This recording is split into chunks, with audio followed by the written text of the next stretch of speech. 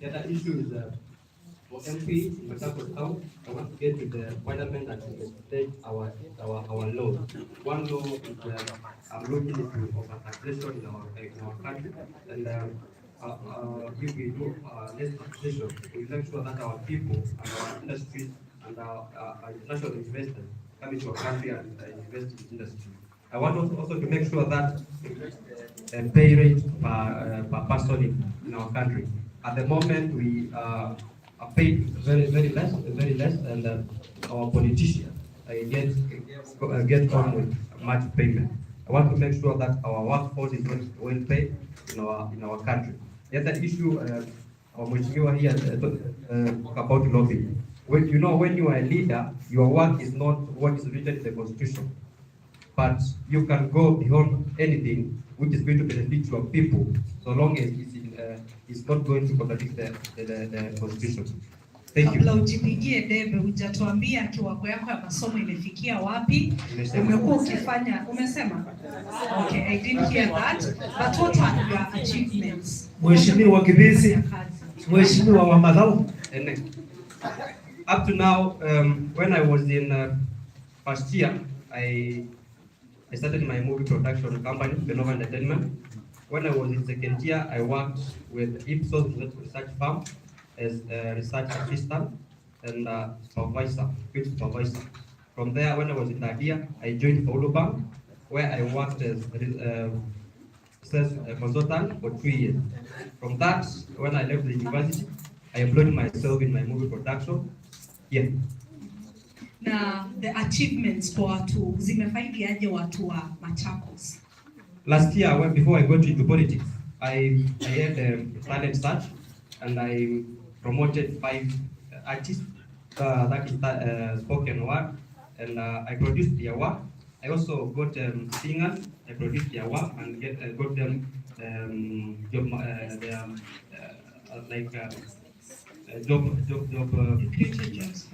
I gave them market for their work.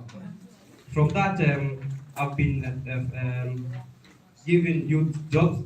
Up to now, I've given 130 job opportunities to our youth in Bank, Ipsos, Qatar Public, and Apex. Yes. Asante sana Mheshimiwa. Mheshimiwa, kabla keti, and we want to get one announcement from the CEO. Yes.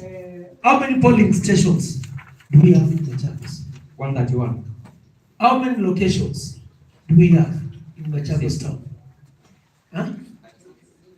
36 locations. No, we have the 6 location. We have 13 locations. Sure. Yes. Very good. One announcement from Director Sante. Mheshimiwa Kibisi. So what did you make an announcement? Yes. Because it's very easy to get confused with those forms. The first thing is that make sure you've got 2 forms. Because the 2 debates, we will make sure una karatasi mbili. Ina karatasi mbili? For KATHIANI and for MACHAKOS. But you need 1 for KATHIANI. Tell us your name so that they can write your name. Mwaya wa Kitabi. Mwaya wa Kitabi. Mwaya wa Kitabi.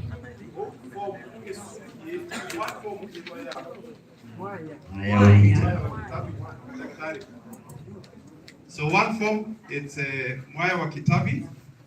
The second form is for the remaining. And just get their names so that you can again write the names now clearly. Can I put the second form? You can just mention your name. Yeah, just give them. On the second form, make sure you've got a second form. And you write them in order. Just ushers, make sure. Hands up, hands up. Weka kidole juu, weka mkono juu. Yes, tingiza mkono. But here forms, you want them to feel. It's usually very complicated to do aggregation. You don't want to complicate it further by mixing up. And another group, shout is another group on the left here. I could see some other hands. If you've got 3, please give up 1. There's some hands that are there. No, yes.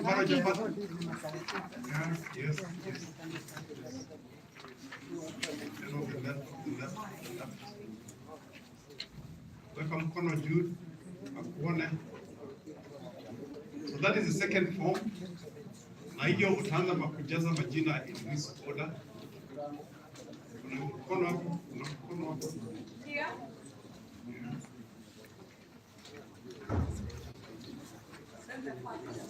Yeah. Kwa hiyo majina, I think nilikuwa nasema. Yeah, so your name clearly you write in this order. So jina ni?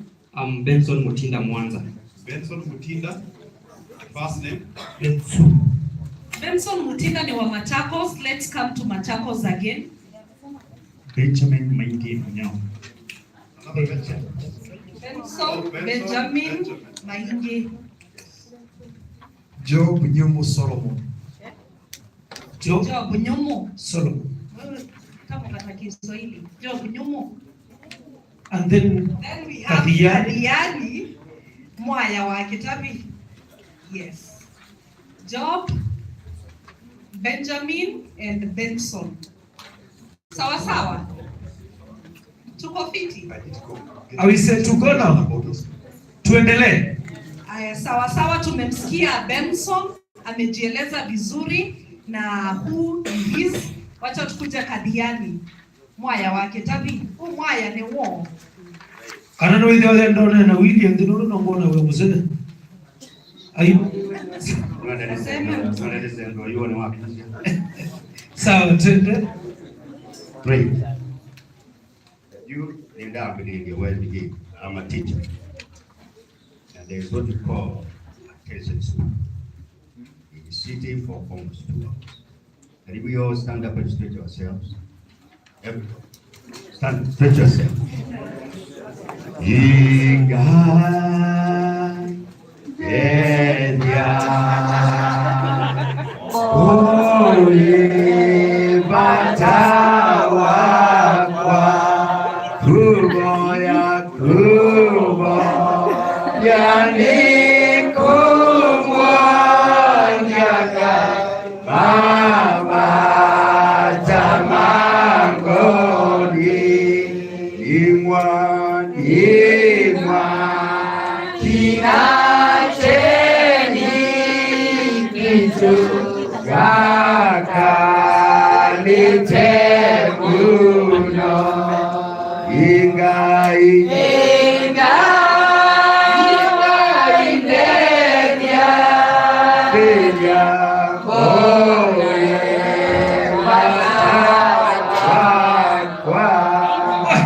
Asante sana. Napata ndo wakwiti kabisa. Yes, Mwaya. Yes, Mwaya.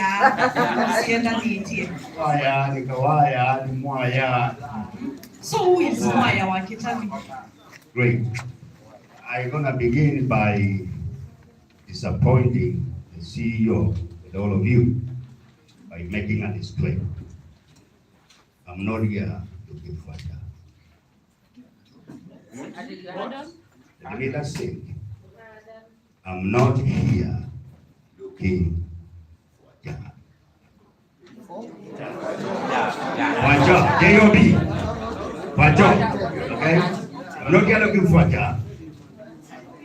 And then I will tell you why. I already have a job. I'm president and CEO, Movers and Shakers Global Business, overseeing and managing staff in Kenya, Uganda, Tanzania, Ethiopia, South Africa, Madagascar, Mozambique, Malawi, and Zambia, and in between, and also overseeing and managing staff, USA and Canada. I have a job. I'm a teacher of teachers. I'm a doctor. I'm a businessman. My business is in KATHIANI, in Nairobi, in Machakos. I have a house. I have a car. I have a shamba.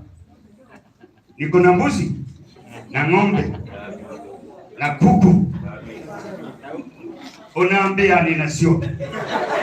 Kila kusiye na haya makundule. So I want to make that describe. So the question that you might want to ask is, why am I here?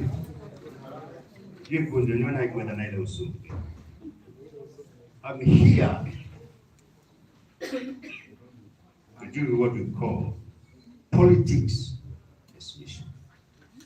Mwenge anaandikia the other day akasema, the focused leader, the servant leader, selfless leader. KATHIANI la mwetele la mwathiwe la moniwe ibindo neye. 1 minute as you explain that. Right?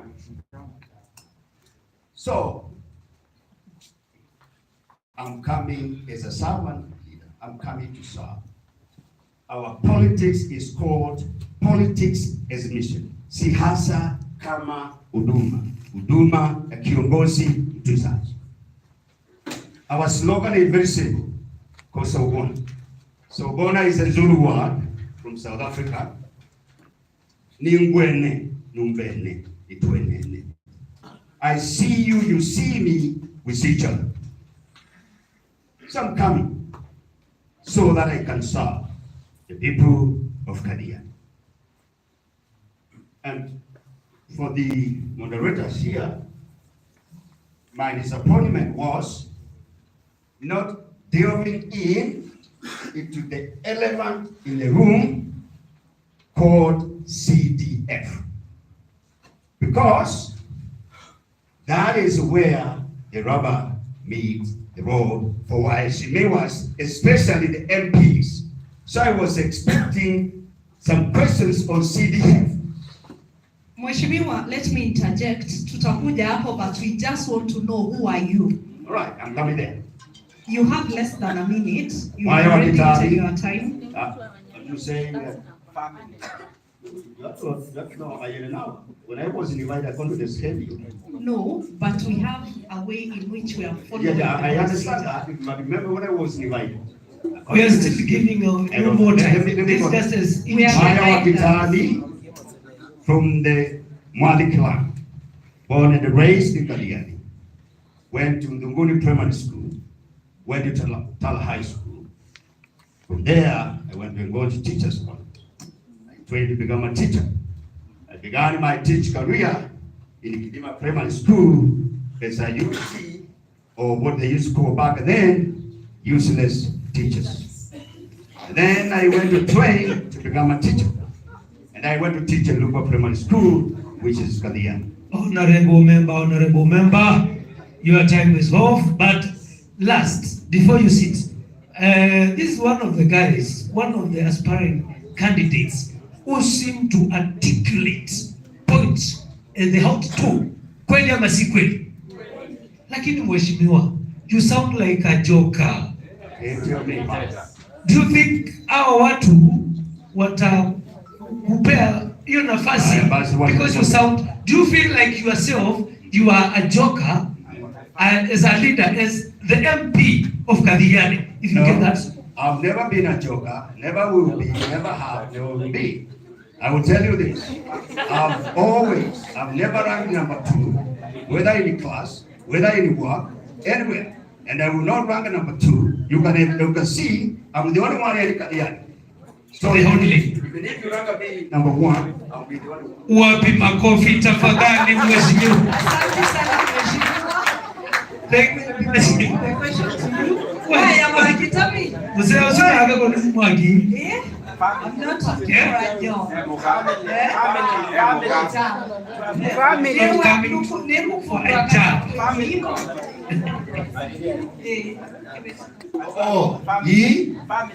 Ndio maana kibeti na chokula daktari mwenyewe. Can you stand up? That's my wife. Wow. I have 4 children. I don't need more. So what do you want to be your father-in-law? You know what you can have a kid, you know, and now we can talk after this. Mzee moto hakuotea mbali.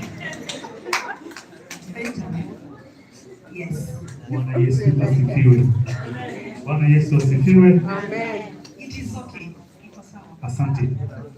My name is Benjamin Mwenge. I'm born Kaloleni from here, and I went to Yakamete Primary School. Kutoka Yakamete nikaenda Mwenge Hills. Kutoka Mwenge Hills nikaingia Kenya Methodist University, ambapo nilifanya my first degree ya marketing, tena nafanya MBA strategic management. On the process, I've done several courses, leadership, management. I am a trainer of trainers. 3, I also have a certificate. I'm a married man, blessed with 3 children and 1 wife.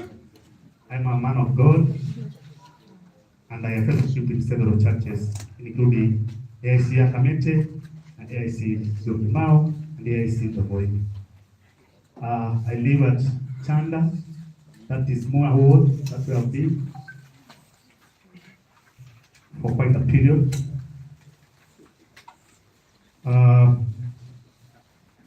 As I speak today here, I want to confirm that I have been declared by ESCC. 2, I have been declared by CID. 3, I have been declared by HELP. 4, I have been declared by CRB. That's supposed to mean character, integrity, I am pastor. Number 2, I have spoken about my academic, that I have certificate in social marketing. I have a higher diploma in social marketing.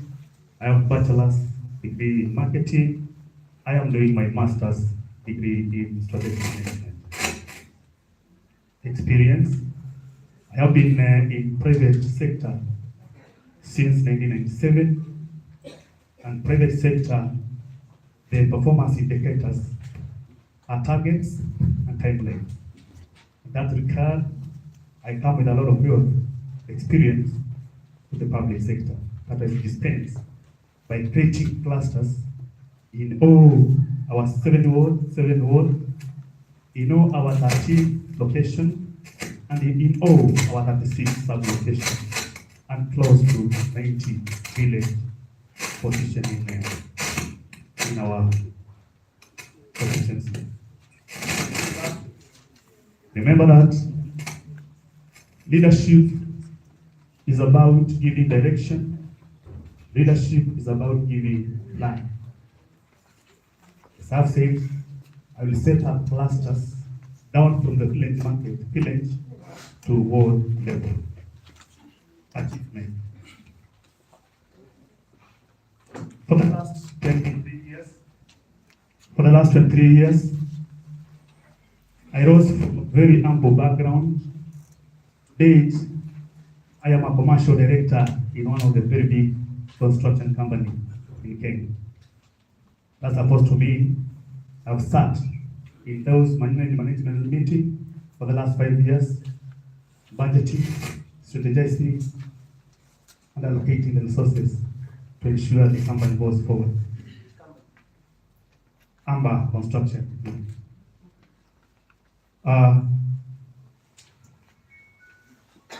For the last 15 years, 23 years of experience, I have moved from Mombasa, I've done Kisumu, I have done Nakuru, Eldoret, MACHAKOS, and Nairobi, apart from Northeastern.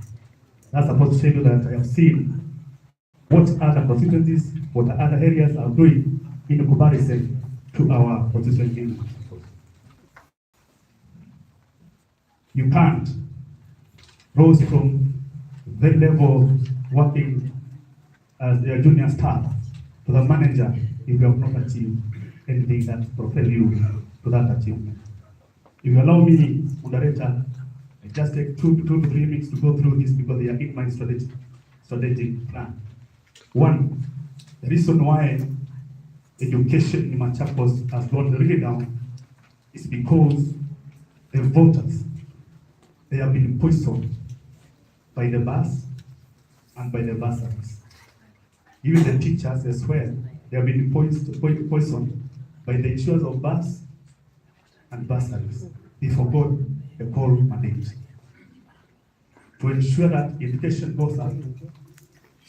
I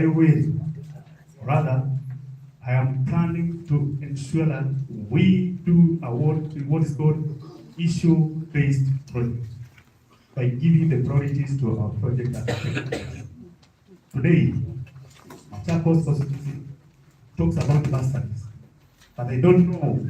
I understand that my friend here has said it's an elephant house, which is CDF.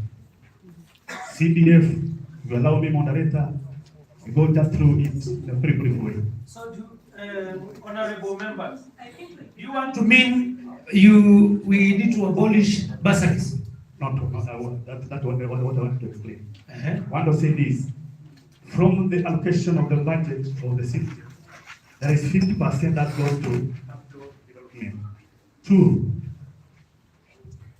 there is 35% that goes to bursaries, and that's what people know. There is 5% that goes to administration. There is 5% that goes to emergency fund. There is 3% that goes to environment.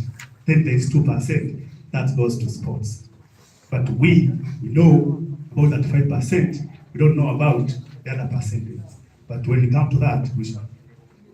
Thank you, Mheshimiwa Benjamin. Mpigeni makofi.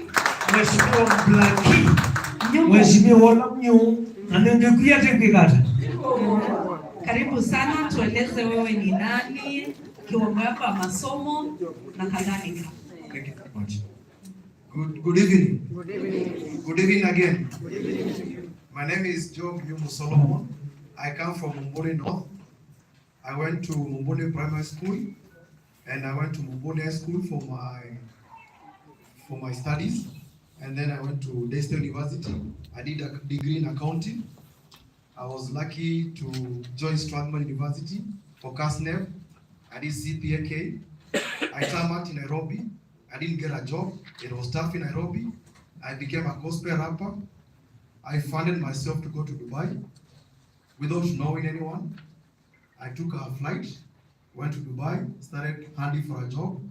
Luckily, I got a job as a junior accountant in a company called Algeria Group. I worked there for 2 years as a junior accountant, and I applied a job for a senior accountant in Safia Group of companies that is in Dubai. I was a project manager to implement Oracle system. I'm very good in finance and IT. I chaired the team that was from US and Middle East and India, and in 3 years we implemented the software and it was running smoothly and the company was doing very well.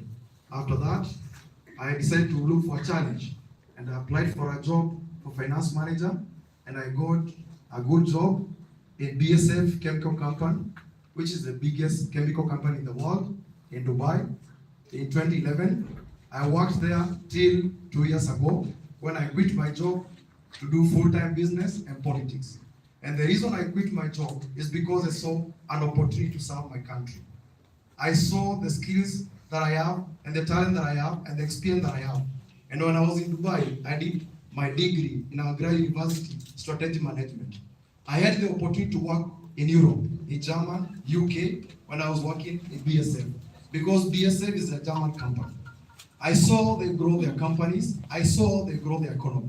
When I was in Dubai, I was in finance manager, and there was a time there was depression in Dubai. And as a finance manager, I had to network with banks and solve the problem because the country was shrinking. They were overborrowed, like what we've done in our country. This country is shrinking. We are borrowing even to pay salaries for the employees of this country. We are at a tragedy. And for us to be able to revive our economy, we will need serious financial people in the parliament. People who understand what is 3.3 trillion billion and where it should go, recurring expenditure, development expenditure. And that's why I step up as a professional to offer a solution in the 13th parliament of this country. I believe I have what it takes to bring the change.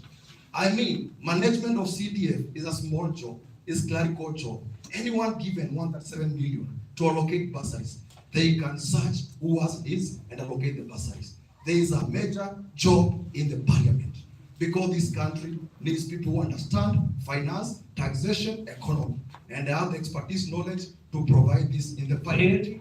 Achievements. Achievements. I've built a company with my wife. It's a family business. I have a wife and two children. We have been able to employ more than 50 people. When I was in Dubai 8 years ago, I started a project in KATHIANI Children's Home. For the last 8 years, I hired a teacher to train young kids for the last 8 years, and I've paid salary every year. And we have funded that school without a class. We built classes. I brought computers, 20 computers, gave to the kids, and we have bought a land worth 2 million, and the children's home is running. We have challenges, but we are doing it. That is just service, because it is not in Machakos town. One more achievement that I've achieved, when I was working in BSF Chemical Company, I was in charge of finance in Oman, Qatar, Kuwait, and all the GCC countries, Bahrain, all of them. I was supposed to bring the finance team together, integrate all the software, and I achieved that. When I was in Dubai for the last 10 years, I've been able to help 36 young people to get jobs in Dubai. And when I get this job of Member of Parliament, I want to open a center that will help us to get the best skills in our region, Machakos Town constituency, get them to work in Qatar, Dubai, and other parts of the Middle East. I have the connections. Thank you. I have the experience. Thank you. Asante kwa Ungetaka tukubatize. Machakos. Si ndio? Huyu mwita mheshimiwa asome te Masabu. Honorable member mheshimiwa Masabu. Honorable mheshimiwa Jao. Masabu. Tuko asome te Jao. Masabu. Na dikaki bila nukeni hawa wake no Jao. Wao longa Masabu. Masabu mambeza akeka te Jao. Wapi makofi mazuri. Asante, nikuje kwa Benson. Benson, if I look at these aspirants, you seem the youngest of all. Sijui kwa nini umeanza na kiti cha UMP na ujaona uanze na UMCA maybe hapa mjini? And then in the same, watuambie what are the duties of the UMP? Thank you. One, as youth of this nation, we've been through a lot, and the problems we are facing as youth can only be tackled by a youth. This is not a big task for me. I'm a political scientist by profession, and I know what is required of it. Duties of our MP. We have 3 main duties, but I'll add another duty spoken by my fellow aspirant from Avoko, lobbying and making sure your people get what they want, when and how. One duty of an MP is you given sovereign power by your electorate to represent them in parliament. You're supposed to go there and talk issues which affect your people. One of the issues is unemployment in our country. The other issue is over taxation in our country. Another issue of another duty of an MP is legislation. You need to go there and legislate, make laws. After that, you have to check or to oversee what the executive, the president, the executive, and other leaders, and what is happening in our other ministries. Yes. Thank you very much, Mheshimiwa Kibesi. Thank you so much. So I'm married to 1 wife and 1 kid. Miss Kibesi. Where is the cut between Kibesi and himself? Na kijibu hilo about the roles of an MP, you left outside your education background and your achievements. Haraka tafadhali. After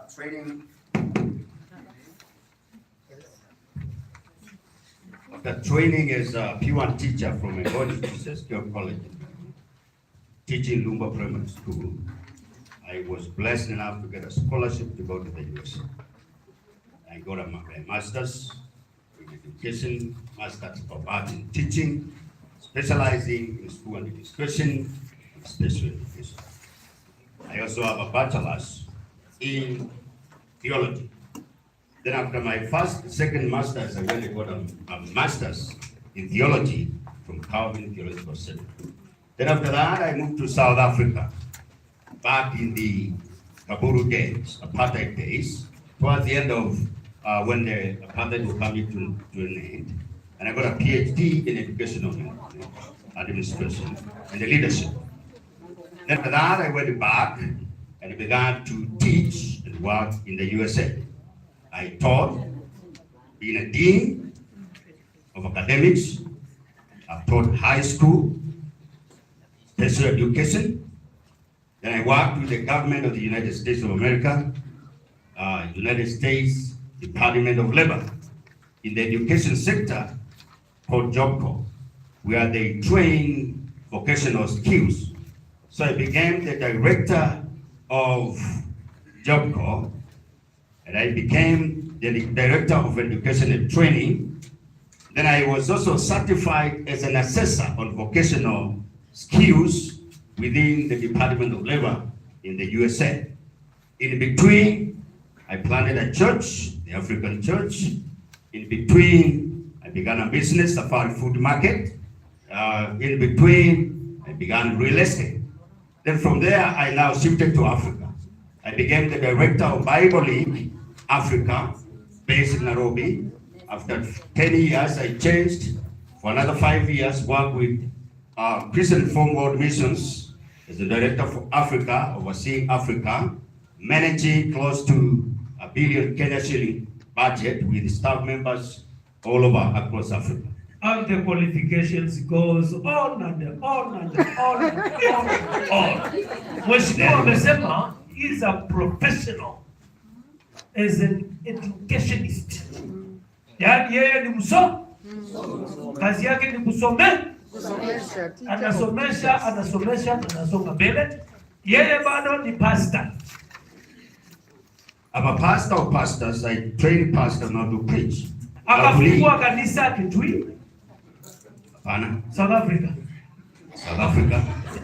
But because na tunajua kufungua kanisa utapata nini? Wateja.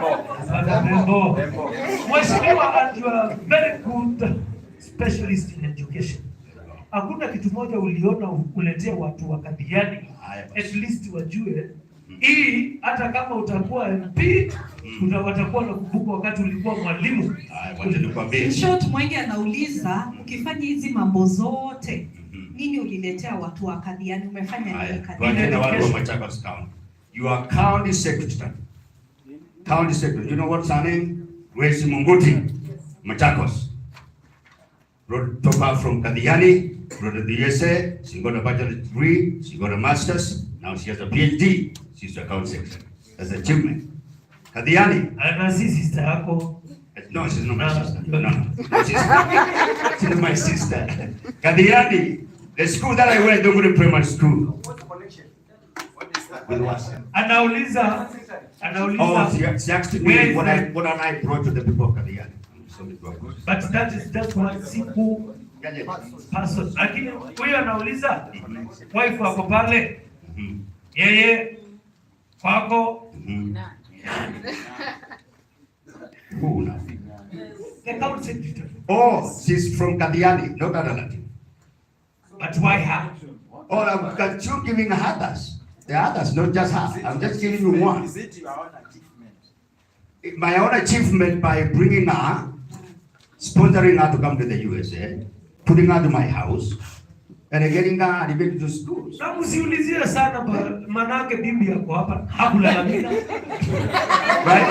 Kwa nini Anyway, bibi hakulalamika? Duguni Primary School, electricity. Duguni Primary School, administrative block. Kathiani, 5 years ago, 12 doctors came and spent a whole week bringing free medical camp. In 1 week, treated 3,000 Kathianians. All kinds of sicknesses. Kathiani Primary School, yes sir. Kathiani Primary School, Duguni Primary School, Kathiani Vow School. Instrumental education. The first one in Kenya. 3 schools, playing 7 instruments. Trombone, trumpet. Guitars. All those. Asante sana mheshimiwa, lakini kwa kifupi, manake we don't have time. We have 15 minutes and the aspirants also need to speak. Do you understand the role of a member of parliament in the National Assembly? Ndio. Ukitumwa pale utaenda kufanya nini? Kazi ya mheshimiwa ni kuwa mtetezi. Na ikiwa kuna mtetezi atetea watu wa Kathiani, watu wa Machakos, anaitwa Sabona, mwaya wa kitabu. Kutetea, yule alikuwa anasema ati it's not lobbying. Unateta, unaleta vitu kwa watu wako. Unakaa pale katika mesa ya keki. Unasema watu wa Kathiani hawezi kuachwa nyuma. Lazima wakatiwe keki ile yao. So that's law number 1. Law number 2, oversight. You oversight the president so that it does not become a dictator. Anasema mwaya wa kitabu tunakuweka hapa bila kupitia the process. Then legislation make the laws. Oh, that make up business. Thank you. Thank you. Tulikuwa tumekubatiza hata mheshimiwa Benjamin. Mheshimiwa Zomi. Tutakutuma pale parliament kwa National Assembly kana mamita mbunge ya kati. Ela ukadiva ya mbunge ni yakati. What specific things are you going to do there for the people of Machakos? I don't want to repeat what my friends have said, but I want to give you this. When I go to parliament, in my manifesto, there was a money that was allocated for our wazee and the mama. That money doesn't come at the right time. One of my bills that I believe present to the parliament is to ensure that money comes at the right time, so that Mzee who is in Mangala will not drive all the way to Duma Center and come and find that money is not there. So you will ask Mr. Speaker why the money is not arriving on time. We shall be able to fight for people there. Hebu tuambie huo msaada vile utauleta. Just present. These are the other honorable members. Right. I'm the speaker. Mr. Speaker, sir. Madam Speaker, sir. My name is the Honorable Benjamin Mwenge from Machakos constituency. I have around a number of issues that I really want to present to this honorable house. On the same note, Madam Speaker, I beg to start my motion. That's simple. Can you move forward? 2, I want to believe my friend here have said that there is no lobby in the parliament. And I want to state categorically here, when you become a leader, there are things that you are not taught to do. One, you speak for your people. You become the speaker and the spokesman of your people. 2, you become the initiator of the project. 3, you also become the innovator of the project. When I get that seat, I'll be able to represent our people in Machakos House. If you hear me clearly, the last member of parliament who spoke in the parliament was 1997, the late Honorable Onesimus Tukuyu. So rest in time of peace. That was only the member of parliament who spoke for people of Machakos, and it was I. Today, we have nurses here who have not been paid for quite a period, but they don't have somebody who speaks for them. 2, there are 613 workers who are really suffering in the hands of a county government, but they don't have anybody to speak for them. 3, when I get to that seat, I'll be able to act as a link between the central government, the county government, and administration, so that today we can sit with the governor, we sit with the MCAs, and formulate how we want to dispense the services to our people. Because the same people who elect MCA are the same people who elect a member of parliament, are the same people who elect the governor. When there is no unity in any institution, definitely the development scores goes down. Thank you. Thank you. Thank you. Thank you, Mheshimiwa Blackie. Nyumo, I believe you understand the issues in Machakos sub-county, na nataka tu taje mambo mawili ambayo unajua yanawasumbua watu wa Machakos sub-county, na ukipewa hiki kiti on 9th of August after you are sworn in, utaenda kupeleka kwenye bunge la katikati. The approach yes, to the issues. na zinalingana na the work or the role of the MP. Thank you very much. Maybe before I answer the question, I want to thank you, I Choose Life and the media for choosing this day and allowing us to come and debate. That is a very good question. One of the things that I want to do when I go to Parliament is to make sure we come up with an agenda for job creation. Because our young people don't have jobs. I interact with people who are working in Machakos town and who are in the villages. When I started my campaign last year, I've met so many people. I've met so many people with master's degrees who are border riders. There's high level of unemployment in this country. How can we change this? We need serious policies of wealth creation. How do we enable our investors to achieve business and employ people, create more employment? We can work on taxation. How we charge them? These are some of the things we can implement in the Parliament. How can we help our investors, young investors? We can say maybe for 5 years, when someone starts business, no taxation, no charge, no payment for starting business. This will help so many creative ideas and grow businesses. I mean, I have a lot of ideas in my detailed manifesto. I cannot share them here, but unemployment is becoming a major issue in this country. That's why so many young people are in drugs. And that is one of the things we can solve in Parliament. By having good policies and laws, we can create growth for this country. And one more thing that I'll do in Parliament, inshallah, God willing, if I win this seat, I dream to sit in the finance committee. Why? Because that's where we can help this country steer the economy. Because this country is suffering, we have borrowed, our income is less now, our GDP is not growing, for those who have been following the economics of this country.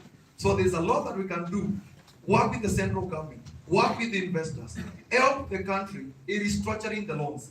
When I was in Dubai, I sat in a committee that restructured the loans of Dubai, because Dubai had borrowed $80 billion and they were not able to pay for some reasons.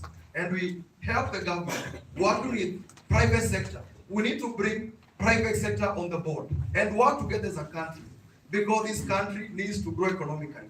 If we grow economically, these things we are talking about, water, security, health, they will fall into place. Thank you, Mheshimiwa. Thank you.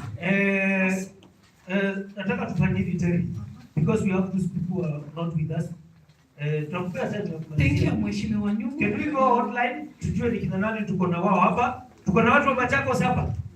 Tuko na watu wa KATHIANI hapa. Mavoko. Nataka maswali kutoka Machakos na KATHIANI.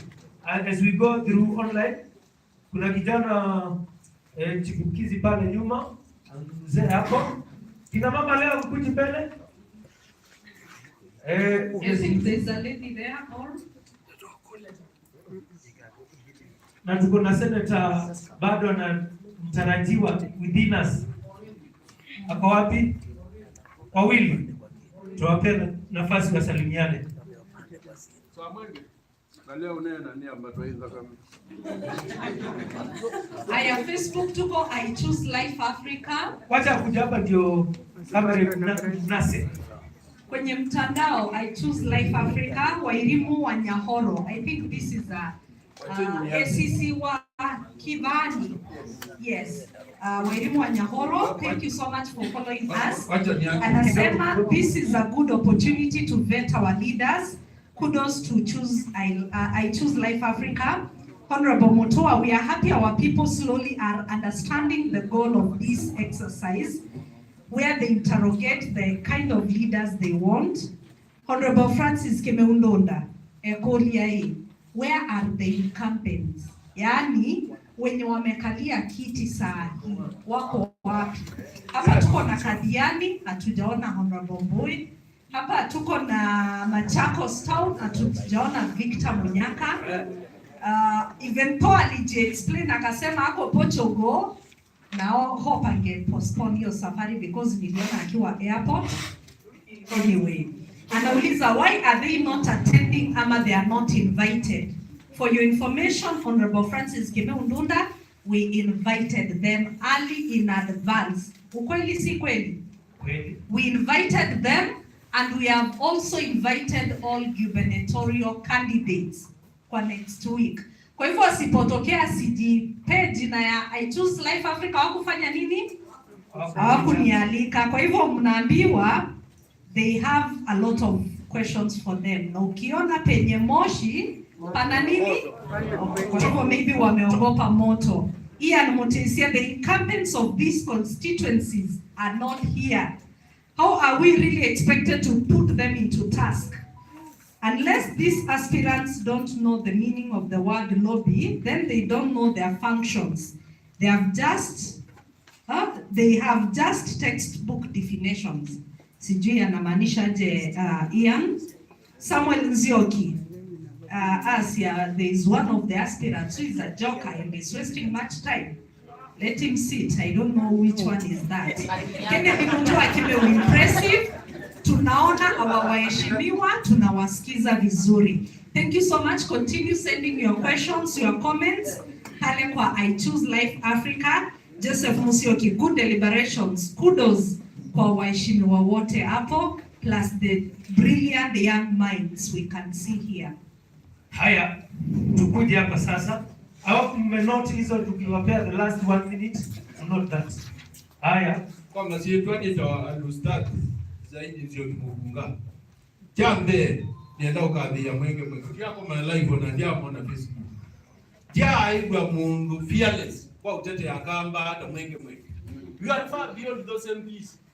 Ja igwa mundu. Ya ni kwigwa adumage maidika akakwata. Na mwisi esa sidinanga adumaito mewa wako mu bakani no gonena ona kalonzo dimegwa ona lamedo yekali. You are as fearless as wawe gumburu. Thank you to you. Thank you. Keep that up. Okay, let me come to my questions. My questions are for Dr. Mwaya Wakitabi, the incoming KATHIANI member of parliament. My question is, when you take over KATHIANI as the MP, what measures will you put in place to ensure that our CDF is not stolen, as has been the case in the last 4 or so years? The next question is, you have said that you have worked in the world over, several countries in the world. Are you ready to source scholarships and jobs for the youth of KATHIANI from those countries that you work with? Because you must be having some partners and colleagues out there. The other one is, KATHIANI produces a lot of avocados and mangoes, and most of them go to waste. What measures will you take to ensure that at least we have a processing factory somewhere for value addition for our fruits? And the last one is, what measures will you take to ensure that hazard harvesting in KATHIANI is done in a different way to avoid environmental degradation? Thank you. Thank you. Thank you. Thank you. Good questions.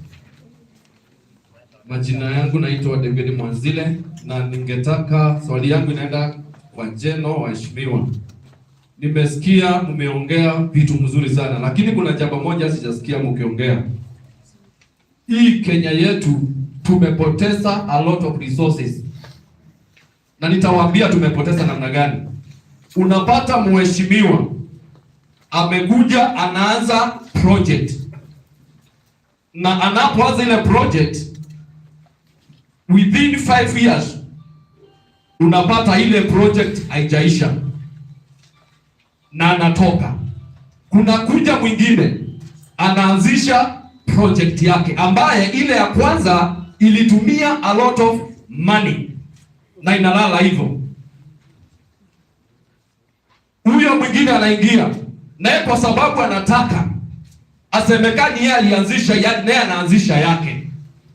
Unapata tuko na project mingi sana ambaye ni unfinished, ambayo imetumia pesa mingi ya mwananchi. Kwa hivyo waheshimiwa, namna hii, waheshimiwa, ninawauliza hivi, namna hii mali mnatoka, pengine kuna project ambazo zilianzishwa na zikukamilika. Uko na mpango gani kuhusu hizo project? Very good question. Second, kuna zingine ziliisha ambazo zilitumia pesa mingi ya mwananchi, na baada ya ule mheshimiwa kutoka, unapata ya kwamba zile project asiendelei tena na zimekwama, kwa sababu ile vision yule mwingine alikuwa naye, si huyu hana hiyo. Pia ninawauliza, kwa sababu hiyo ni pesa ya mwananchi imetumika, uko na mpango gani ukiingia? Kwa sababu hiyo ni project ambayo ilianzishwa ikatumia pesa na ingefaidi mwananchi wa kawaida. Thank you. Ya tatu, wakati mwingi unapata ya kwamba una promote mwalimu wa hesabu kwa sababu ile shule huyo mwalimu ana watoto wanaongoza katika hiyo subject, na unapata ya kwamba yule mwalimu anakuwa promoted to be head teacher ama head master. Kuna uwezekano mahali hapa tuna promote mwalimu wa hesabu kukua head master kwa sababu subject yake inafanya vizuri, na iliali in the constituency you are not dealing with the mathematics. Wewe ni manager, alafu tukupromote kwa sababu ni mwalimu mzuri wa hesabu, so in the management utaanguka. Hiyo utaanguka. Kwa hivyo ninauliza, nataka kumalizia hapo, wewe unaweza kuwa mwalimu mzuri wa hesabu, which is not the management we need in the MP. Na unasikia anauliza maswali kama pastor. Hallelujah. Yes, good evening. My name is Mwenge. Moja. I come from MACHAKOS town. My question is for the three MPs from aspirants from MACHAKOS town. MACHAKOS, I'll ask on the entertainment from the young people aspect. We have been importing. We have Machawood that was created 10 years ago, and I haven't seen it really functioning for the youth in Machakos, because we have been importing entertainment industry from Nairobi, established entertainment industry from Nairobi to Machakos, and we have left our young talented artists still languishing. We just give them content raising platform, and then for free, and then that is all. What are you going to do to manage that, to ensure that artists from Machakos, whether be it actors, be it musicians, are really reaping their talent? Ndio wana youth, wanarika. Ndio wanarika. Wasaidie. Ndio. Thank you very much. The only lady. Sasa karibu. Thank you very much. Hamjamboni. Kwa majina naitwa Roslyn Alionya, mwanafunzi wa hichi ama ni hiki chuo, nasomea ualimu katika somo la jiografia na biashara. Na nilikuwa na maswali, I think ni mawili, but I'll just brief. I am a student here. I am a first time voter here in Kimakimwe. But every time we apply for bursaries, because our names don't tag along Nanu, Mwenge, tunaenda pale. In fact, we were there yesterday as comrades of MACHAKOS University, tukanyimwa bursary. I was even hoping Munyaka would be here maybe to explain. but juu hayuko na labda hata kuwa the next MP with you guys, maybe one of you, mtu atueleze, because we are going to pass the laws. We need a percentage for comrades who come from the universities here in Machakos, especially St. Paul's University. Machakos University is the only public university here. So hakuna venye sisi tutakaa hapa miaka 5, sisi ndio tuna promote mama mboga, some of you are here. Sisi ndio tunanunua bidhaa kwa duka zenyu, but every time we go for the bursaries, of course you can't apply for bursaries all the time. Only the needy students are applying. So mbona mtu nyime bursary kwa sababu we are not people from here in the place. Excellent. Now we are not saying tupatie na mnyime watu wa hapa. Even if you give us 15% of the people you are allocating bursaries, we will appreciate. That is my urge. Nana naomba kama mnaweza pledge hapa. There are comrades here. Hata tuwaambia wakwende kwa zenu wapate, because they are going to sit for exam and some of them will not sit for those exams na hawajapay school fees. Tuwapatie hata check ya 5,000 walipe school fees ama namna gani? Alafu the other thing is on internships. Mimi nitaongelea tu mayuth. Sisi tunasomea hapa. Mimi natoka Kakamega na siendi kupiga kura Kakamega. Napigia governor hapa, napigia MCA hapa, napigia MP hapa, si ndio? Sasa time ya attachment. Why should I go to Kakamega to look for an internship? Si nini mtutafutie nafasi?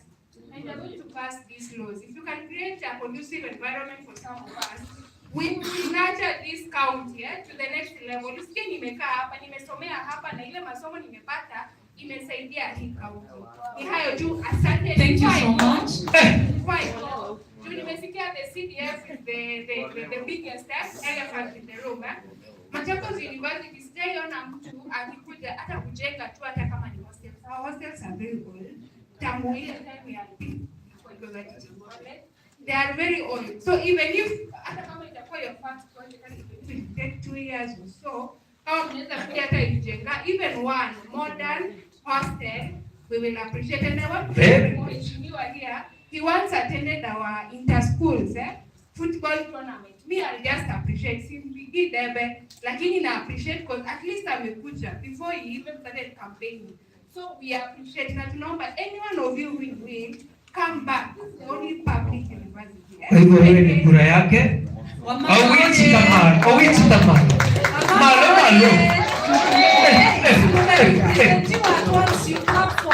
Amesema anasomea wapi? Anapigia kura wapi? Na huenda ataolewa wapi? Kura kwa wamama. Very good. Tafadhali ningetaka tumalizie. Si ni ukweli. I want them wajibu tu briefly because we don't have time. We need to get the results. Tuko na watu. They need also to speak to us. Tuanze kwako nyumo pale tukikuja hivi. Be brief, kindly. Thank you. In the issue of white elephant projects, what my brother said, project imeanza na ijaisha, and the government has spent a lot of money. We need to have competent people leading and people in the National Assembly. Competence is very key, and serious people. I learned to be serious because I work with Germans. If this meeting was planned by German, they would have left. They keep time. They keep time. They are serious in what they are doing. If we are going to push this country and achieve our dream 2030, we have to be serious and we have to elect competent people who fight corruption and take care of the government projects. That's number one. And we must be serious with oversight. Corruption is killing this country. About entertainment, my brother Ian, you asked a very good question. How are we helping the creative industry? Our young people with talents, those that can sing, acting, and other talents, sports. For the last 10 years, I've been supporting football. And I've had my trophy called Smart Job, and it changed to Job Tech. I buy balls for many clubs in Machakos town. I already started the job. And if I get this job, I'll look for sponsors. I'll influence corporates, KCB, Safaricom, because I know I'll be very influential if you send me to the parliament. For many years, we have been electing leaders in Okambani who cannot articulate issues in parliament. It is a shame. It should come to an end in this election. Amen. Bursaries. Thank you so much for my sister who came here. I once came to Machakos University. I sponsored actually a tournament and I bought for them some balls. And I also explained to them that if I'm elected, We shall make sure people that are suffering, people cannot afford school fees, we do our due diligence. We have leaders here. We have chiefs, we have leaders, church leaders, that we can network with them and work as a team. As a member of parliament, I will never work alone. I will work with a team. About internship, personally, I've given many students for Machakos University and other university Machakos now internship. And if you want an internship, come and see me. And tomorrow you will start. Tomorrow you will start the internship. I know it's Saturday, but you will start. As I conclude about internship, we need to help our young people. I remember when I cleared my university, I didn't have a godfather, and I went to Nairobi. It was tough. And I never saw someone who supported me. And if we are elected as members of parliament, and even my competitor, whoever will win, God knows who will win. Let us support our young people. Asante sana. Very good. Thank you so much, Mheshimiwa Benjamin. Be brief like Nyumu. Thank you. I just want to be very brief. On CDF, if you really understand the procurement act, I think that's where the problem is, because from my research that I've been doing, I've been going around, nakuta mwalimu ndio huyu, namuuliza why are you doing the class instead of going friends, ananiambia aliletewa contractor. In that way, I will be able to counter it this way. If it's a Changoli primary school, there is BOM, there is PTA, there are parents, even there are teachers. I will call them around, we'll sit around the table to engage what are the projects that we are doing here, so that at the end of the day, every teacher, every parent, every BOM knows there's a project that's taking place there. Matters of contractor. Because we have to follow the contractual processes. Once you get the contractor, I as an MP of that particular place, I will come with the contractor, we call all the teachers, we introduce the contractor to the teachers, we give him the guidelines, then the contractor will mandate to mandate kindly the contractor, bring 2 technical people. Wale wengine chukua hapo watu wa mkono kufanya job creation. To agriculture, you have asked a very good question. Mimi katika research yangu ambayo nilikuwa nimefanya, we are losing very many tonnage of fruits in our area. And this one I belong to our cold storage. It is stored in the three ward. At Momboni ward, then Momboni, Mututuni, and then we do Kalama. So that all the fruit that are going to waste, all our maembes and avocados, they'll be taken there, then watu wa Nairobi wakuna chukua. I was doing my research, nakuta kwamba 1 sack of maembe, these guys are buying it from us at 300. Again, Nairobi, they buy it, they say that 20 shillings per maembe. We are really losing. On the same note, I also wanted to bring up KOL. When the KOL was functioning, all those fruits were going there, our children were reading, our people were getting money, and the same thing can be done. The way we did it to Kitui, and then we did it to Mwenge. 4. The installed project. Those installed projects, I want to tell you the problem of the procurement act. And when I get there, I'll make sure that I streamline it to ensure that it's done perfect. Youth and the artists. There's a program that I'll be running immediately after I'm sworn in. That's called post-secondary program. Tumepatia mtoto wetu bursary. Amefika form 4. What next? There are people who doesn't go to university, others don't make it to defect. Where does that boy go? Tutaita a forum like this one, in all my clusters, tuambie brother, you are in secondary, ukapata D, what do you want? So that you can have people who can work in the coming concert techno city, which is coming the next 10 years. If we don't get prepared to us, we shall be losing people who are coming from the other side. Thank you, Benjamin. Bursary, allow me to finish up the bursary. Bursary, you don't need to beg to get a bursary.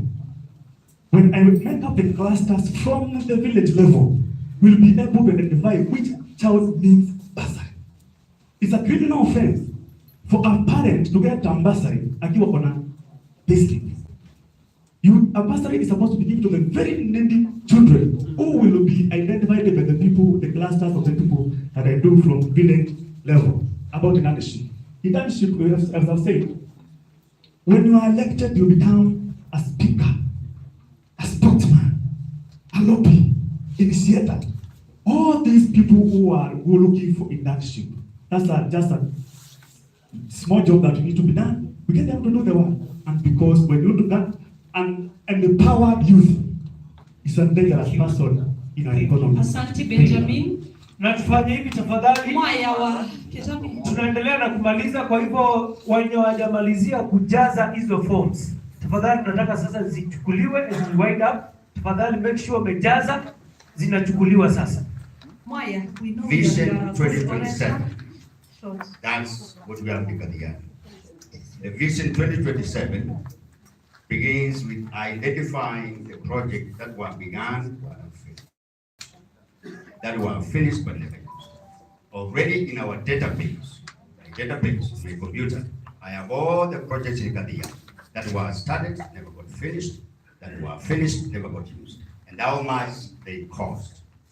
Today, those projects, more than 20 of them, they amount to more than 1 billion shillings that are put in KATHIANI, never got used. So we have what we call an action plan. In the first 90 days and the 2 years, we'll be able to finish those who have not been finished. And then in the first and second year, we'll be able to begin to use that were finished and never got used. CDF. We have a social contract with the other people, whereby participation will be key for every project. Every school that will be built, the people of KATHIANI will bring sand, will bring water, they will bring cement and iron sheet, the people of KATHIANI. Currently, we have people from even outside KATHIANI, outside MACHAKOS, who will do some of the CDF projects in KATHIANI. That is going to come to an end. Secondly, the work on MP is what we call TC, temporary contract. If you are a government employer, there are two important letters that appear in your appointment letter. PP, permanent and pension. That is not what appears in the work of MP. It's 5 years, you are done. So make sure that from day one, you are focusing by the end of your term. All the projects you started, they are finished, they are used, you are done. And that's what we're going to do in KATHIANI. Food processing or jobs. Jobs in KATHIANI, we're going to be having what we call KTNC, KATHIANI Transformational Network Center. This is a center whereby we will have all the jobs in KATHIANI, in Machakos, in Kenya, and outside KATHIANI. Where we'll have all the scholarships for KATHIANI, from KATHIANI, Machakos, Kenya, and outside Kenya. Currently, as we speak, I have 2 students. One of those who have been admitted to Arizona State University to do aerospace, a given scholarship 1.5 million. Another one to go and do electrical jobs. As we speak, last Sunday, we sent 2 students, two younger people from KATHIANI to do jobs in Qatar, drivers. We have sent computers, security people, and house managers to work in those places. Jobs. Internships. Bursaries. I'm finishing that. Bursaries. In KATHIANI, we get 137 million or 140 million this fiscal year, 2021-2022. The CDF regulation requires 30% of that money go to bursaries. Yesterday, I met 4 young people from a primary school being sent home to go and get exam fee. 4. Each one of them being told to go home and bring 7 shillings back to school. And in KATHIANI, we have 42 million out of the 30% of CDF money. Then I wonder, what's happening here? When in KATHIANI, when we take leadership August 9, no child in KATHIANI will be left behind. Thank we you. Pay 100% for those who are in KATHIANI day schools. Asante Mwaya. And before Benson speaks, I want to recognize the presence of George Kubai. George Kubai is the Assistant County Commissioner, Machakos Sub-County. Kindly, George, stand up and wave. Very good. Thank you for coming. Amekuwa na kazi nyingi, lakini he said he will make a presence. Kwa hivyo, he's done well. Thank you, Mr. George Kubai, for being here. Benson. Thank you. In fact, I want to start with the project. It's all about goodwill. It's not about competition. It's not the leadership to compete who works better than the other. My concern is only for the benefit of my people. So about projects I'm going to do, and I'm going to complete the work of the other of my predecessors with goodwill.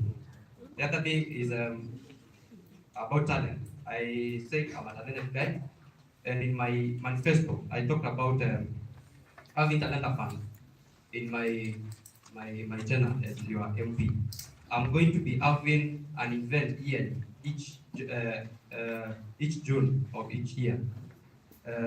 I'll have talent search and fund them. I'll also set up a talent academy in Machakos constituency where I'm going to get the talent and fund them. About the bursaries, I happen to be one of the victims of school fees. A school in Karatina University. I went to the MP regarding Kasheko in Karatina, and I tried to apply a bursary there. Then he sent me back off to my MP Mwenge, and Mwenge sent me already home. So, for me, in my manifesto, I've said for the universities in Machakos town, that is Scott, we have another one here, St. Paul, then we have Machakos University. I'm going to have a special bursary for the university. I did speak about that when I was launching my manifesto. Thank you. Thank you so much, Benson. Na muwapigie makofi na really tried a lot, sindio? Kujibu hayo maswali. And thank you so much. You can just go back to your seats. Terry, kidogo, Mheshimiwa Benson. We need some questions from our panelists as we wind up. Okay. Just like one for our Mheshimiwa, as we wait to see who is number 1, number 2, number 3 from our candidates. Nataka kuwasikia. Na tafadhali, sijui tunaanza that side. No, they just want to give their final remarks. Yeah, sawa. You can just Mike, yes. Good job, aspirants. I have a question. When I've listened to the discussions about the resources available to members of parliament and their roles, it sounds like most of us think about the 100 million kitty wicket. Did I hear correct? Is that all we are thinking about, the 100 million? Because what is the national budget? What is the Kenyan national budget? 3.3 trillion. And who provides oversight to the 3.3 trillion? Who is responsible for the budgeting process for 3.3 trillion? That for me is a discussion I would like to hear. What portion of 3.3 trillion are you going to ensure and work towards bringing back to Machakos County? Because 100 million is a very small portion. We all know the 3.3 trillion is not allocated equitably. And so when you reduce our role to, we say, oversight, legislation, it's not clear what we're legislating for what purpose. What's your vision? And what is it for Machakos County when we think about the national? Because we know the national budgeting process, we know it starts in August 30th, it goes, and then the budgets are allocated. If we are all asleep between those months, and we're not advocating for those who come from our county, I am sort of thinking we're missing the big picture. So I'd like to hear, what is it that you as a member of parliament, you would engage to ensure that, out of that, we as Machakos County get what we deserve. The last one, which is also related, is part of the reason why our education is doing badly is because we don't have TSC teachers enough in the county. Reasons are obvious. We are a dormitory county.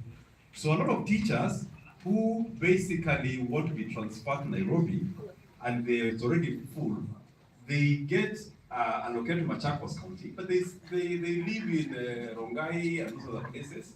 So they come and sign in the morning, and they sign out. They arrive, they check in, then after that, they sign out to begin their journey back to those other places, Rongai. And so we have to really, and I think he would know that because he was a teacher. What do we need to do? In fact, the first thing would be to audit the teachers in this county and say, out of all these teachers, if there are 1,000, how many actually live in Machakos? How many should live in Machakos if we are going to transform our education sector? So I think it'd be good to hear some of those big issues at the national level and what you can do to begin making sure we are not getting the short end of the stick. Shortly from that corner, Mheshimiwa Jana. First question, we need alert, sober leadership. A leader is not going to sleep in parliament. A leader will be alert when everything is being legislated there. There are processes of how we get our resources back home, and our leader must be alert and sober to legislate and talk about and for his people. The other issue is about education. Your comment is correct, but again, as a youth, our biggest challenge in our education sector is what have the already educated done to the society. Like you have, Mheshimiwa said, we have PhD holders, masters holders already on the board around here. Our pupils and our students are demoralized. We don't have motivation for these kids. The other thing, we need to retain our best teachers and motivate them and get another breed of teachers from them, because they are going to get another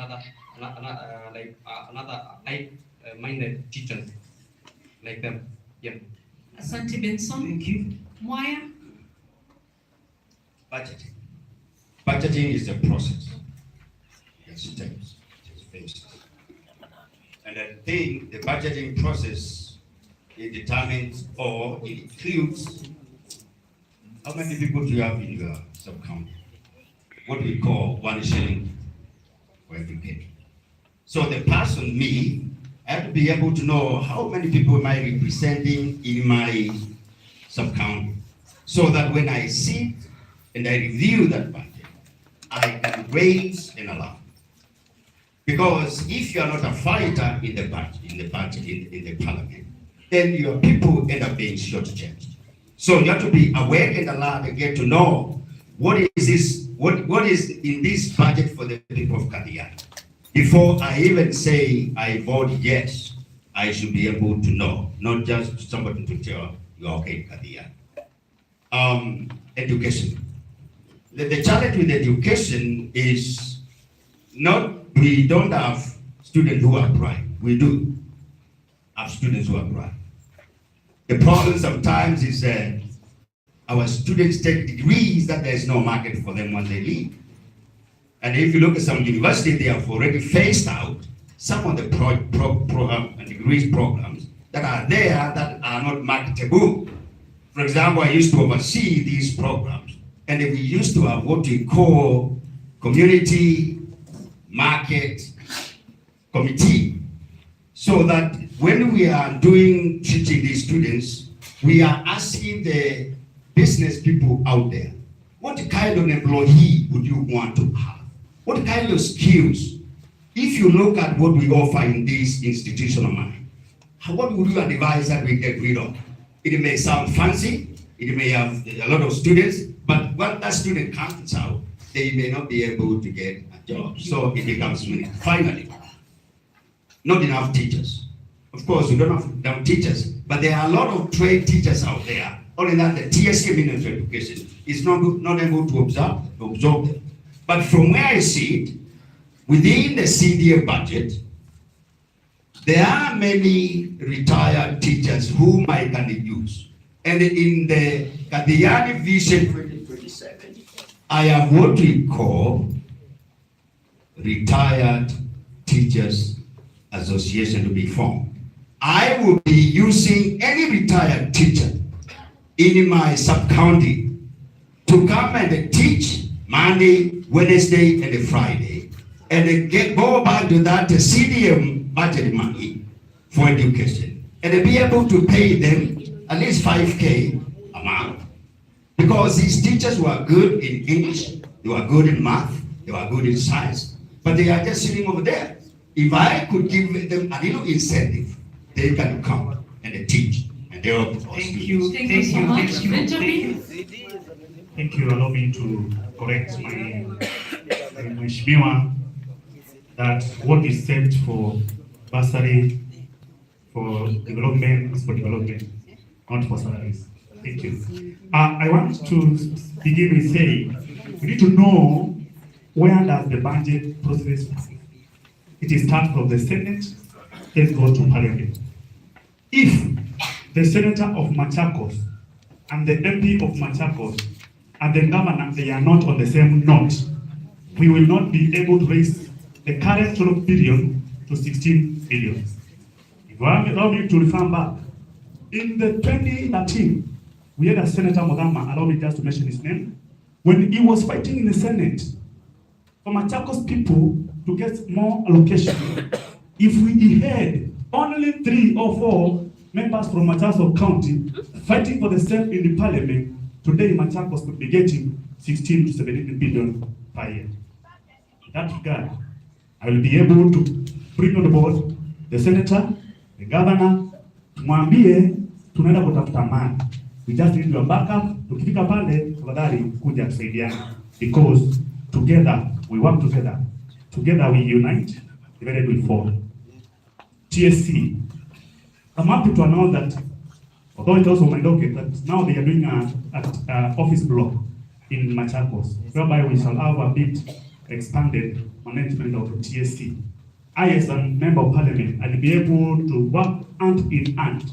There is no institution on earth that goes forward without unity. I'll call upon the TSC team. We sit down with all the capture, with all the other teachers. We sit down, we see where is the problem in. My friend, I've said this and I want to repeat again. The problem when we have our youth going to drugs, going to other things, is that we give them bursary back from 4, but if from 4, we forget about them. That's where it bites too much. You have kasema, I'll have a post-secondary program.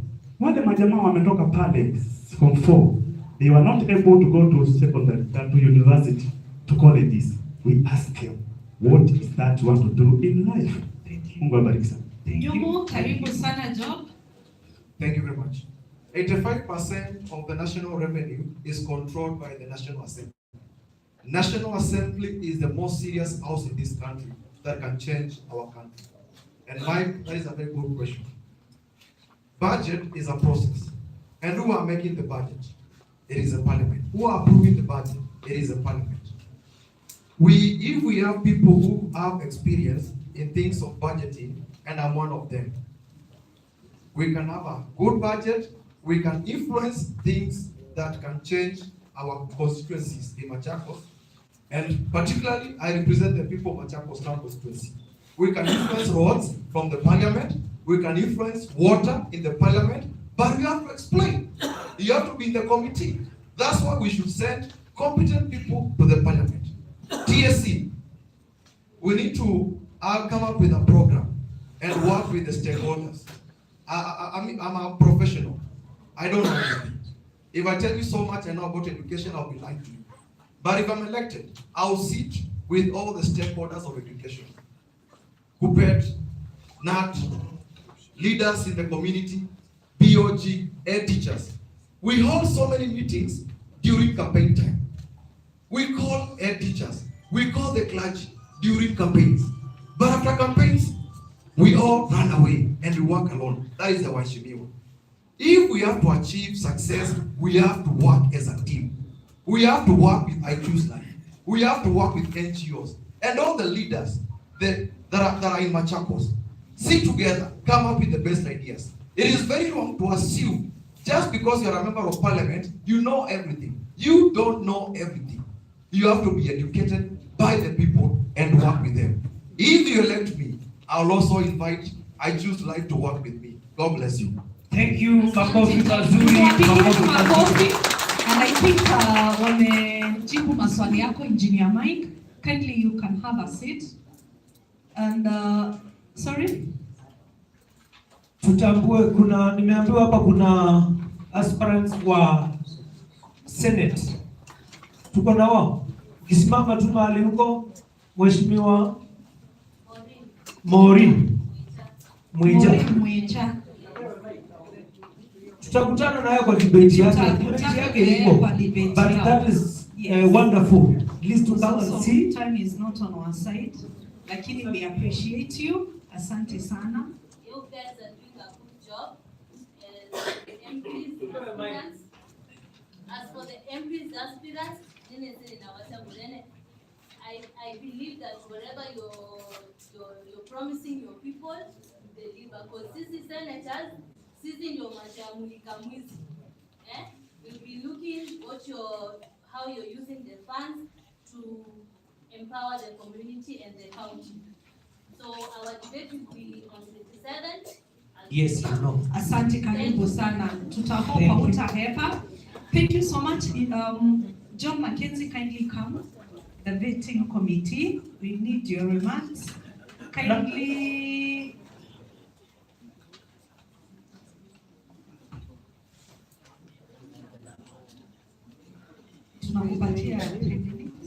Na akikuja, Terry, I think this is quite important. Hao watu wote tumewafeti hapa.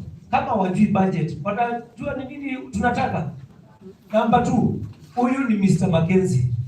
During the times, nasema sababu ndio zisemeni. In Machakos County, in the times of Moi as the president, the best school in Machakos ilikuwa gani? Tala High School. That was the best school in Machakos. I was a student. Ulikuwa student wake. Do you know what happened? Ningeramu mame, tuena atongo yasio, tunaisha hivyo. That's how Moi alichukua huyu kama principal akampeleka Kapsabet Boys. Kama ulisikia results ya last year, which was the best school in Rift Valley. Yenye ilipeleka all the students -1 to university. Ilikuwa inaitwa Kapsabet. Meaning ile education ilikuwa Tala, ilipelekwa wapi? Kama tulikuwa na MPs wazuri, kweli tungenyang'anywa principal kama huyu? Makiu. Do you know the best school in Ukambani this time round? Last year ilikuwa gani? Kitui High School. Kitui ndio ilikuwa number 1 Ukambani. The principal saa hii Mshende inasema anapelekwa wapi? Mangu Boys. What? Kama Mangu High. Kama hatuna watetezi wazuri, si ataenda. But kama tuko na MPs wazuri, watasema huyo principal akae wapi? Principal retired. Makofi wapi? Makofi yake.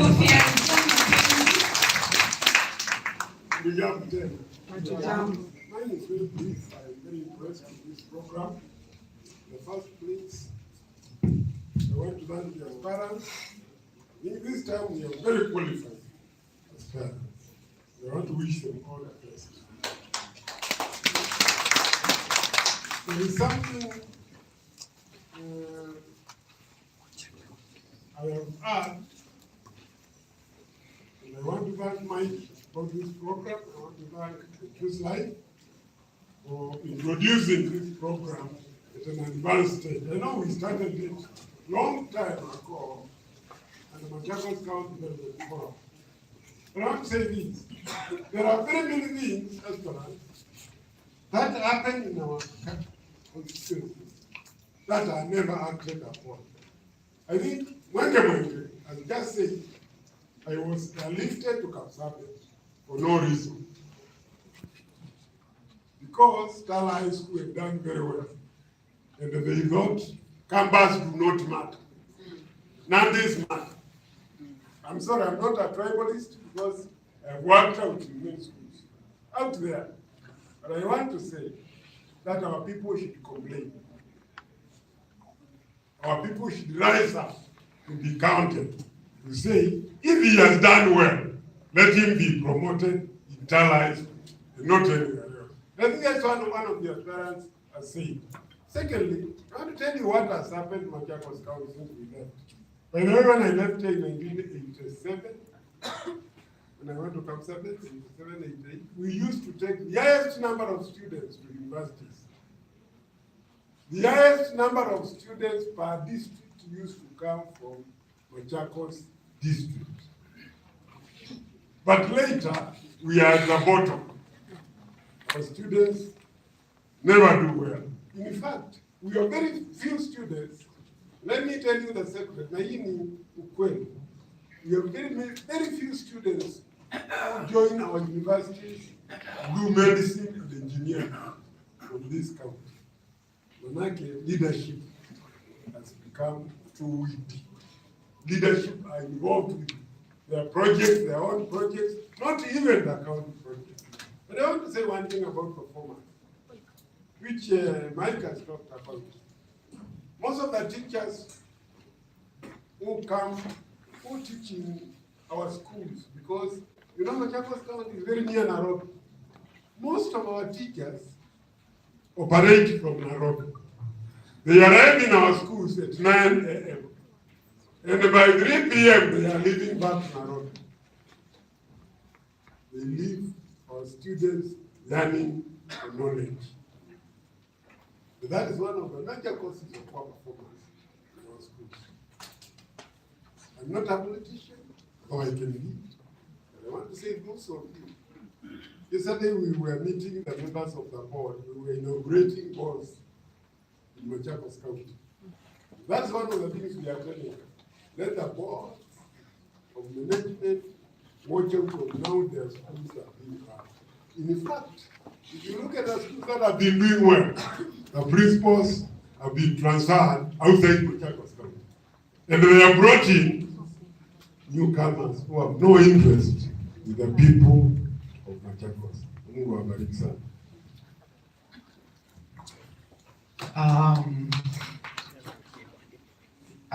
We've been Kangundo, tumeenda Kangundo na sehemu zingine, nastaki kesi na Mwenge. Aniulizanga kwa nini tuambie watu leo nafanya kiwecho tuko na Michael Jack ile ya CBC. Mimi nafanyanga hiyo kiwecho tuko kama ndo ile ya CBC ndio pedo anyanzika, lakini ndio mtakia kidogo. Sababu moja ambayo naona watu wanakuja hapa. Yesterday I spoke in Catalonia, after I think mlisikia. Nikasema for the first time hii mswada kwa ku sign 5,000 signatures turudishe MCA, MP, Senator, Women Rep na Governor, tunahitaji kuifanya hapa Machakos. Why? These people are saying they don't need to come here kwa sababu wanajua wataendea watu wa, you know, we are the middle class, the elites. Wanasema kura zetu ni ndogo na they don't need to come here because siku ya kura wataenda wakabeana 50 bob, 50 bob, 50 bob. Hizi vitu if you costed them, water, education, agriculture, leadership, technology, health and security, what would be the average cost? Is it 50 bob? Is it 100 bob? Naomba jambo moja. Let's go back and educate our people. And the people, mimi ninasema hivi, MP wa Mavoko yule anastahili alikuwa hapa. MP wa Machakos yule anastahili ako hapa. MP wa KATHIANI yule anastahili ako hapa. That is my feeling. And the reason is, for the last 10 years, mimi nimejaribu kupigania watu wa Machakos in a small way. But this time around, let's ignore leaders who want to speak there bila kujibiwa na watu. Kwa sababu wakikuja campaign, wanaongea na wanaenda. But kama wataki maswali, let them go home. Kwa hivyo mimi hivyo ndivyo nasema. Na nitawaomba ile ya governor, si tarehe 26/7, si tutakuwa hapa. Na hiyo siku tutakuwa governors, wale wanataka ugavana wale wanataka women rep, wale wanataka senator kama mheshimiwa. If they don't come, na mwaambie hivyo, we shall write them off, kwa sababu they don't want to be accountable. Mungu atusaidie so that we get it right this time, kwa sababu if we sell our county kwa ajili ya pesa kidogo, wapendwa, tutakuja kulia. Kwa hivyo ninawaomba kwa hisani, let's tell them, hata hawa tukiwachagua, if they don't perform, tuungane after here, tuwaite back, we go to elections. Naisha hivi. Thank you. God bless you. Asante Nzinga. Yeah, I don't know when the members of parliament became waheshimiwa. I don't think wajumbe. You remember in the 70s, kwa mjumbe wetu. Mjumbe in English is our representatives. But now they are out of it. I want to say two things. One, I also and I'm impressed by intelligent minds. Intelligent minds are people who read, do a lot of reading. You come to my bedroom, beside my bed is a book, reading. I think a lot of our leadership in our countries in Africa, they just enjoy leadership. They go into parties, drinking, and all those kinds of things. And I don't know what they think, because they need to think about the people. Look at parliament. No people. Go to TV, 30 or 20 people. They're not there. Because you know, at the end of the day, you come and bribe everybody. They put you in. I just pray that we're in a transition to shift from that, so that we can get a problem. We have a governor here. I meet him at 9 or 10 coming to Machakos to work here. And then 3 o'clock, as I come back, I meet him going back to the road. And I ask, how many hours does this governor work? Now count. Members of parliament working from Genesis is our plant, is our cars, is whatever it is. You must be at place of work at 8 and finish at least 8 hours. Why should you go to parliament and you are not there? You just go in 5 minutes and out, and we voted you. You are representing. You are not there, but you are everywhere. Just having parties and what. It's a big concern about Africa, not only you. We are praying that we will get people who are serious. I really do not know you guys if you are serious. I'm hoping, because you guys are overqualified. You're very good. I'm hoping that whoever gets this will be serious in parliament and sit there the 3 days of the week. And when you come home, do the oversight, looking at the project. And also go to those schools. Go to Machakos School. I've been in the board Machakos Teachers College, Training College, from 1997. I'm leaving next week. That is 25 years. I've never seen a member of parliament come to that institution. I was in Machakos for 6 years. The only member who came was Shikuku. When we went from 2. The other one who was coming was Tomboya, but he died the week before he came to Machakos School. I've never seen any member here coming to Machakos School or Machakos Girls. I mean, what are you doing, you guys? Why talk about education and you don't go there to offer solutions to motivate those guys and be a role model, to speak to them? I mean, why would we miss some of these things? Why just disappear and go to Nairobi and buy a house in Nairobi and that is the end? And all we do is to meet you in the funerals. Just hoping that way. Very good, Makofi Matafadhali. I want to invite Engineer Mike Mutungi to give us a way forward. Ndio tualikie our opinion poll administrators and give us the results. Junaona tunamalizia. See, we would want to know how they fairly performed. Yes. Si ndio? Lakini kumaanisha kwamba see ati we've locked them outside. They have known and they will know where their weakness is and go work on it. Si ni ukweli? That does not mean ya kwamba ati uende sasa useme nimetoka kwa kiti hapana. Si ni kweli? Yeah, you are stronger than that. Mike?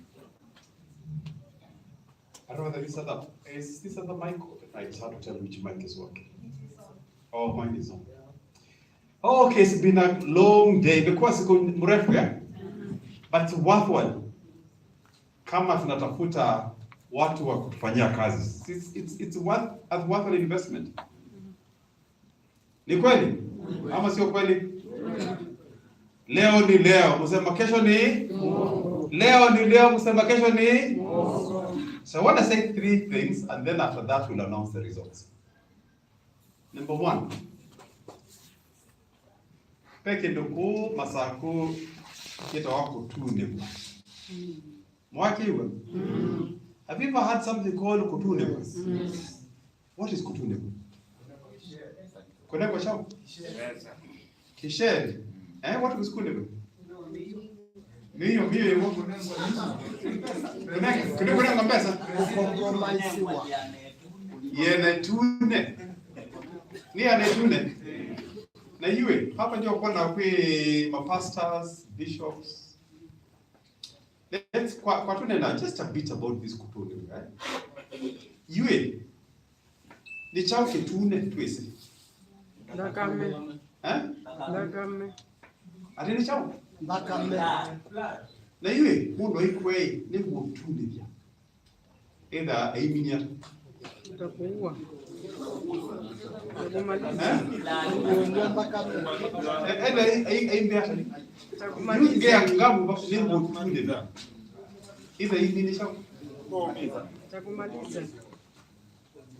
Yue, na some of us need to get it. Even though I'm an engineer, I've actually done theology. My master's was in theology. And one of the things that you see in the Bible, covenants are made by what? By blood. By blood, isn't it? And we know them. In the Old Testament, when God was making a covenant with Abraham, what did he do? Alifanya nini? There was the killing of the lamb. The other one is that he splits an animal into 2, and God walked in between the animal, saying that he's making a covenant with Abraham. Blood was poured.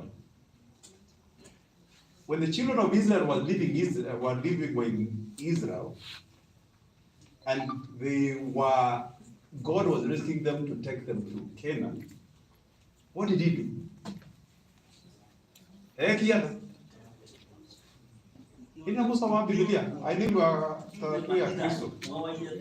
Yeah, first one was killed for Pharaoh, and then what was put, making a child on the roof, on the doorstep. Keduki lagi bwana, lagi bwana, dakame isu ye lagi wibu. Ya idune, ni matu ni biwe. Yes, when he was crucified, that was a covenant between us. God was making a covenant between himself. Lakini what was poured?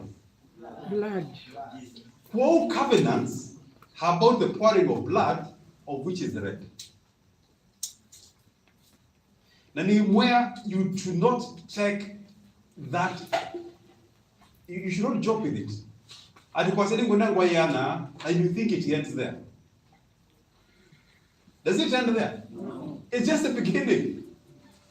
It begins by you voting for that person and never say, "Ubo mwasia ati ningoza mesa sio yo na ndiko ni yakula oyonge." Do you think it works like that?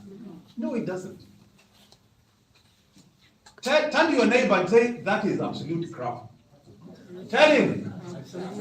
It's total nonsense. You don't take money and you vote for somebody else. You take the money and you vote for that person, whether you like it or not. But that's just the beginning, because you get tied to that person, and then